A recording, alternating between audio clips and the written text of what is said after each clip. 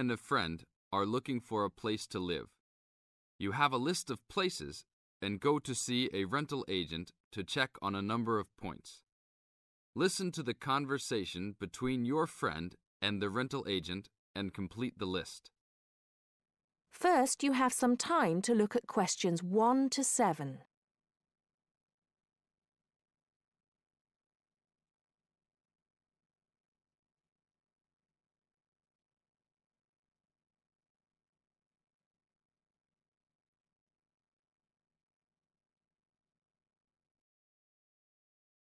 Listen carefully and answer questions 1 to 6. Hi, we've been looking over your listing of apartments for rent and we have a few questions about a couple of the apartments. Can you help us? Sure. Yep, this is our most recent listing. What would you like to know? Well, we were first wondering about the house on 3rd Street. We can see that it is furnished and rents for $135 a week, but can you tell us how many bedrooms it has? Let's see. In addition to the den, it has 3 bedrooms. What about the one on Route 9N? It looks like it's big with a library and a deck, but it doesn't say how much it costs or anything else about it. Oh yes, Mrs. Gaylor's apartment. That one is actually only a 10-month rental and it is going for $156 per week. It's quite a nice place. She only rents for 10 months each year because of horse racing season. Then her relatives all come to stay, so tenants have to move out. It's a little bit inconvenient, but past tenants have really enjoyed their stay there. Oh, well, we need it for a full year. I guess that one is out. How about the rental on Browen Drive? How many rooms does that one have? As it says on the list, it has 2 bedrooms and a private kitchen and bath. But it's actually a very small place. That's why it's a bit cheaper. Oh. Well then, what about the one that has 3 large rooms? Who is renting that property? That one is a good deal. Mr. John Smith is renting it. But he's quite eccentric and he has a strict rule about no pets. How about cats? Nope, absolutely no pets. Well then, how about this studio apartment rented by Mr. Bo Jensen? How is that one? That ad is actually a bit deceptive. The studio apartment is the whole upper floor of an older house. It's actually very large and, at $45 a week, quite affordable. And it's near campus. I think I'd like to check that one out. Do you have a telephone number that we can call? It's not on the list? Oh, it isn't. Here it is. You should ring area code 518 and then 543-7790. Thanks. I think I'll call on that one first. Your friend decides that he would like to talk to Mr. Bo Jensen. Before you hear the rest of the talk, you have some time to look at questions 8 to 10.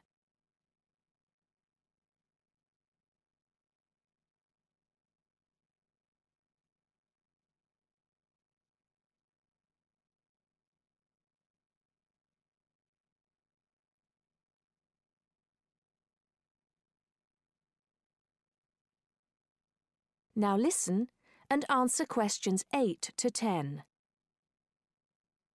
Hello? 1512, Route 9. Yes, is this Mr. Jensen? Yes, it is. Can I help you?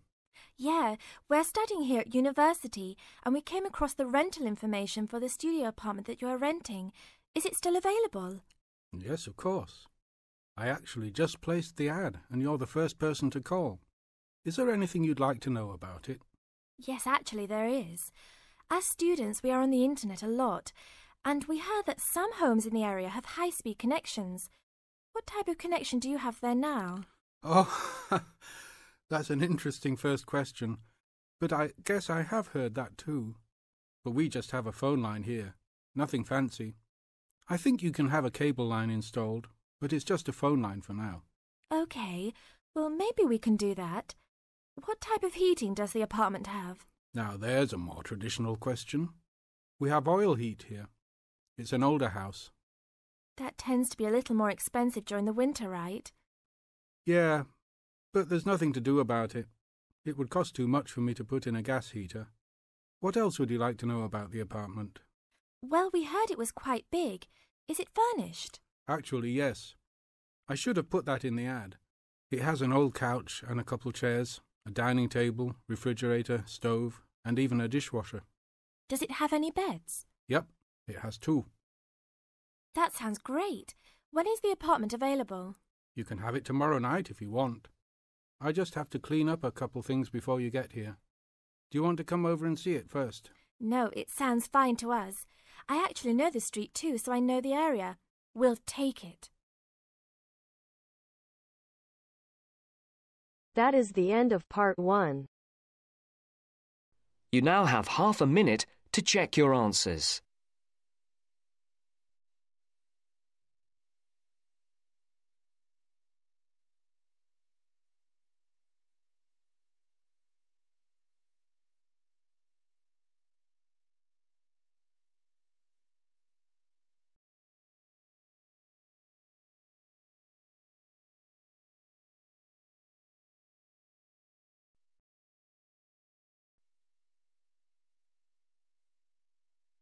Now turns to part 2.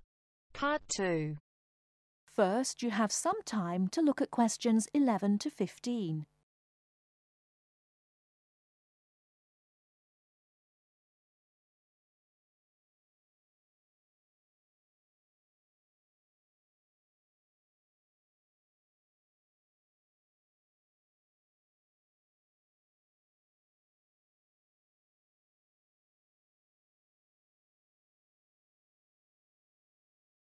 Now, listen carefully and answer questions 11 to 15. So, Enrique, have you started your research project on cities yet? I've done a bit of reading around the topic and made a few notes. But, if I'm honest about it, I really haven't done as much as I'd have liked to because I'm finding it a bit difficult. You don't know how relieved I am to hear you say that. I feel the same way. I think the key is to be able to make valid research questions. You're probably right about that. Didn't we have some lectures on how to write research questions? I think it was towards the beginning of the term. Yes, we did. I've got my notes somewhere in this file. I tell you what, why don't we look at the notes together and then try and come up with some research questions? At least that would be a good starting point. Give us some sense of where we're going with this. Brilliant idea. Let's get started. Okay. From what I remember, a good research question is all about knowing from the outset what it is you're trying to find out. Yes. And now that I'm looking at my notes again, I see I've written here that it's to do with understanding and evaluation. So, understanding a particular issue and evaluating any problems around it. And of course, a very important part is not overlooking any research that has already been done. Past research is just as important as what is being done now. It's a bit, I suppose, like looking at the research that's already been done and seeing if it agrees or disagrees with your own ideas. Sure, I hear what you're saying. But to do that properly, you have to have a clear idea in your head what your own research question is. And by that, I mean specific areas you want to focus on. Let's face it, there's so much information out there, and we can't possibly include it all in 2,000 words. Don't remind me. The thought of writing 2,000 words at the moment seems like a huge mountain to climb. I know, but let's try to make a start. I think we're meant to be identifying what makes a successful city, and also try to explain why there has been such a steady population movement of people from rural to urban areas. But I'm a bit confused because I don't think this is meant to be the main focus of our research. Perhaps that's why the lecturer said we need to write questions, and that must be our starting point. Okay, well, What we're investigating is more than simply what elements make a city successful, but we're also trying to offer possible explanations. So, we have two questions. Why do people want to move to cities? And why do people choose to live in them?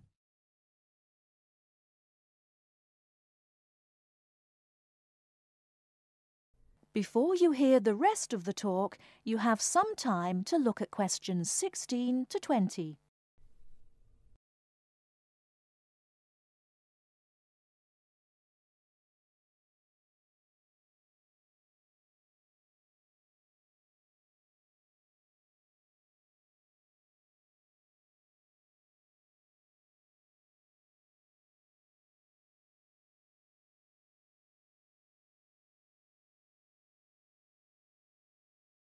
Now listen and answer questions 16 to 20. Okay then. I think the first issue concerning successful cities must be the economy. People move to cities for better job prospects, and successful cities are cities that have thriving economies. That's true enough. It does mean that cities can offer good job opportunities, which seems to me to suggest that a city will only be successful if it attracts the right kind of people to work there. What kind of person are you talking about? Well, I suppose I'm referring to the skilled labor force. You know, the idea that up-and-coming young people will move to cities, settle there, maybe buy property, and so that city will get the most talented creative minds. But if a city doesn't offer this, then obviously it will lose out, as university leavers will choose elsewhere. You could be right there. But I also think that when cities encourage businesses to develop, then you obviously have money pouring into the city, which can raise the general standard of living. So we've definitely got a question worth investigating. But apart from the economic factor, I think another point worth mentioning is the environment. Sure, we can research areas like the quality of the air, how clean it is, and then there's traffic. Is there too much traffic? How is it controlled? And also the issues of noise pollution and how the city manages its waste. Oh, and I nearly forgot. The environment includes green spaces like parks. Those are all valid points, but I think you've overlooked the whole issue of beauty. Beauty? Are you sure? What's beauty got to do with the environment? Well, don't you think if you were deciding whether or not you would live in a city, your first impressions would be made with your eyes? So, the buildings in a city are really important. If the entire city looks like a concrete jungle, then it's unlikely to make people want to live there, is it? I think successful cities are those which have managed to strike a balance between old buildings and new ones. So, of course, you'd have some buildings reflecting more modern architecture, but others that haven't lost their character and still represent the past. You're right, actually. I've often thought that buildings tell a story. I mean, you can tell the history of a place by looking at the buildings. I know exactly what you mean. And let's not forget that the environment includes cultural aspects. So, for example, what's the cultural life like? For me, a successful city will be attractive because it will have lots to offer, like a good nightlife and a wide variety of places to visit in the day, like museums and galleries, places like that. True, true. My own view is that some cities have an energy about them. They're exciting to be in. And other cities are the opposite. Well, we've covered so much ground here. But I think there's one final aspect we should research. What's that then? The social aspect. Because, let's face it, cities are made up of people. They are. And surely a successful city would be one where there is a sense of community, a place where people would feel safe and want to raise families in. This topic is limitless. That is the end of part 2. You now have half a minute to check your answers.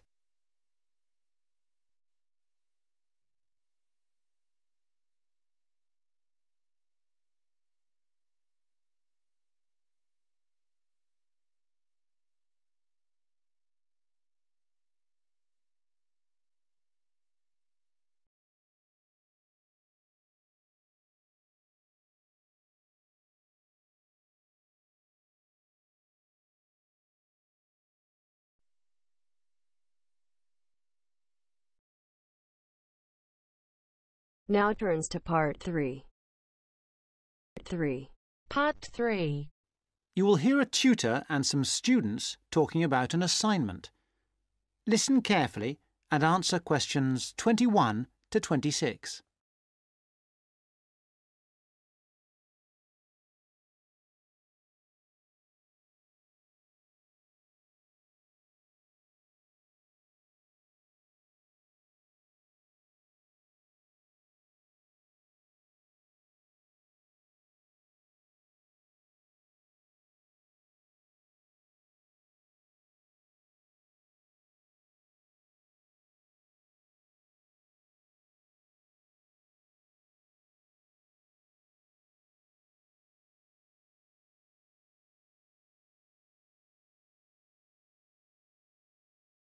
Come in. Sit down. Good to see you. Hello. Hello.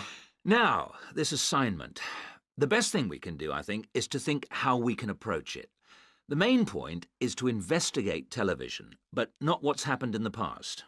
I was thinking that it would be necessary to go over the new media first and then... Yes, that's a way to make a start, but you need to do that quite briefly. But it's quite a complex topic. Yeah, I agree, but the emphasis must be on the future development of television as a cultural phenomenon. Yes.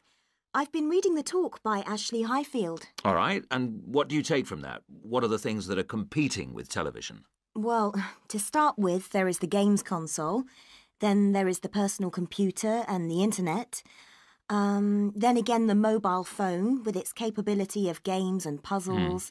And, of course, internet access. Lastly, there is the iPod, with the possibility of listening to music wherever you go. Good. You've understood that. Now, which of these presents the greatest competition for television? Well, according to the research, it's video games. Yes, that's true at present. But in the future... I think the phone will present the greatest threat then. And why? Because it's mobile, portable, and it's developing fast. Yeah, I think you're right. You need always to look to the future and try to assess how things will develop, as we said. Good. Now, you need to move on to the new social trends in connection with television. Is one of them the idea that programmes might become shorter and shorter? Ah, yes. The average program might be 10 minutes. Or even less. Just mini-programs, say 4 to 5 minutes long. Now, do you think you can get access to all the materials you need? The problem at the moment is the library. Oh, yes? What's happening there? There's a tremendous amount of noise because of the new extension they are building. It's quite impossible to work there. They are stopping work for a week next week, I believe, and then all the sections will be open. There's a hold-up because some roof tiles have not arrived, so there'll be peace for that week. But then after that, the media studies section will be closed for a week, and all the noise and dirt will start up again. Yes, the sociology section will be open, and there's some good stuff there for you on this topic, and it's further away from the noise. Yes, I don't think the sociology section is affected at all, and neither is the journal section. No. Obviously, they're rotating the closures, and it was sociology's turn to close for a week last term. I think we should make a complaint. Yeah, I think you should. I've had a word with the library staff. They are very sympathetic, but... They are affected by these works just as we are. If I were you, I'd make a complaint directly to the premises committee. They only meet once a year, but in fact, I know they're having a meeting next Tuesday. You might like to make contact with them, but don't say that I suggested this. Yes. But the Students' Union might be better, since they are independent of the university. That's true, but I can't imagine that people haven't already approached them about this. Let's try the premises committee. Good idea. Why not? OK. Now, don't forget I need a copy of your dissertations by email and 2 copies in print, that is, on paper. If you give the reprographics office 24 hours' notice, they'll make copies for you. And if you give them my details, they'll send those copies directly to me. They won't send copies to you, so you'll need to take your own copy personally from them. Good. Any questions? Before you hear the rest of the talk, you have some time to look at questions 27 to 30.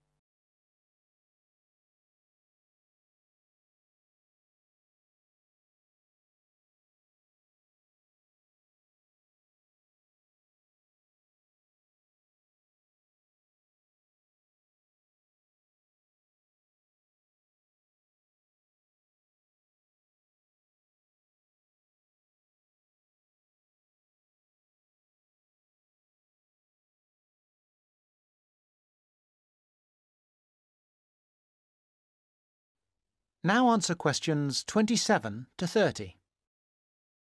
One little thing was just that I wondered whether we should actually talk about that famous website. You know the one, YouTube. Ah, I was rather hoping you hadn't overlooked that. Good point. It's mostly homemade videos. I suppose you could say that each video is a television version of a podcast. Anything else? Yes, I've got a question, I'm afraid. I'm not completely clear about the exact meaning of culture, as we are using it in this subject. Well, Mrs. Jones is giving a lecture on culture and society in the University Theatre. It's on Wednesday at 10 a.m, and you can learn all about it there, I'm sure. Can you give us that again, please? Yes, that's Culture and Society. It's in the University Theatre. And let me just check the time. Yes, here it is. 10 a.m. on Wednesday. She'll be giving a very thorough discussion of the issues in defining what culture means. Right. That's good. The thing is, the reading list confused me a bit. One thing that occurred to me was that it might be broken down into subsections for future students. Yes, that's a fair point. I'll bear that in mind. Now, don't forget, you need to do the reading and finish the assignment by the 4th of July. Is that okay? Fine. Thank you very much.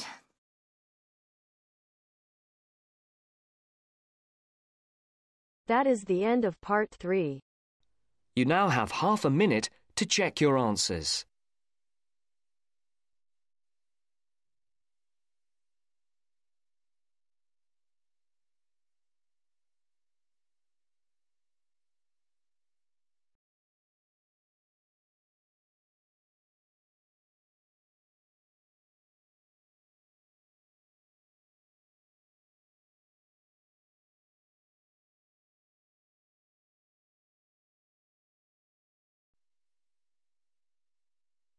Now turns to part 4. You will hear part of a lecture about the school calendar. Listen carefully and answer questions 31 to 40. First, you have some time to look at questions 31 to 40.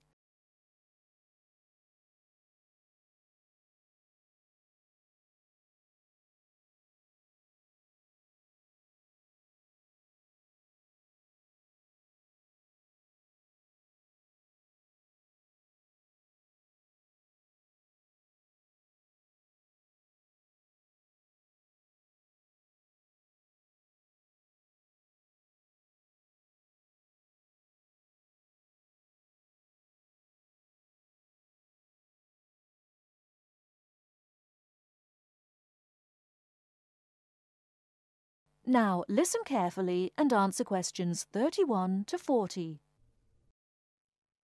So, having seen that the 6-term system has passed the test of cost-effectiveness, we can move on to the educational aspects of this arrangement. Firstly, all the terms would be approximately the same length.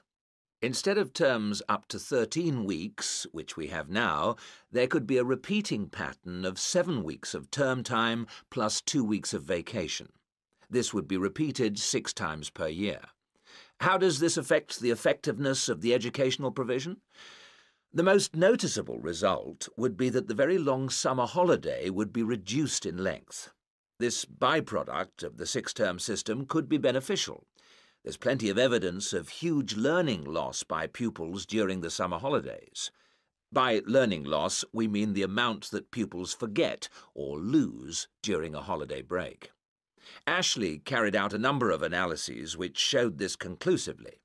He investigated 39 studies examining the effects of summer holidays on standardized test scores. His analyses indicated that summer learning loss equaled 2 weeks to 7 weeks of instruction. On average, children's test scores were 3 weeks lower than when they left school in the previous term. He also found differences in the learning loss effect according to subject. The subjects he analysed were reading, writing and maths, and he found that the effect was greatest in maths and reading. Furthermore, although all social groups experienced roughly similar learning loss in the field of maths, the studies found that disadvantaged children showed even greater losses in reading skills. So, the problem of learning loss in traditional schools is clear. However, the results of studies into the six-term system and learning loss are ambiguous. Marchmont found that pupils in six-term schools maintained their test scores after the shorter holiday period. This is certainly an improvement on the traditional system where, as we have seen, pupils perform worse after the summer break. Benson, however, found no differences between those in traditional schools and on the six-term schedule. It would seem reasonable that if long holidays result in learning loss, then shorter holidays should result in less learning loss. So we await the outcome of further studies. Historically, of course, everyone knows the reason for our system of 3 terms per year. In days when agriculture was of much greater importance in our working lives, it was essential that the children helped with the harvest. Later on, this changed, and more people moved into the towns. But then there was a new problem. Before air conditioning, it was very impractical to try to teach children in the summer months. Nowadays, that's no longer a barrier. One way of providing something different is the summer school. Here, there is a completely different kind of educational provision. Cooper and others investigated 93 summer schools and the results they achieved. They all had a positive effect on learning. Most summer schools, of course, have small classes, and class size was shown to have a positive effect. Additionally, summer school children usually benefit from a great deal of parental support, not least because payment of fees is involved, and this, as so often, was shown to produce very good outcomes. Results were most impressive, in maths in general. That is the end of part 4. You now have half a minute to check your answers.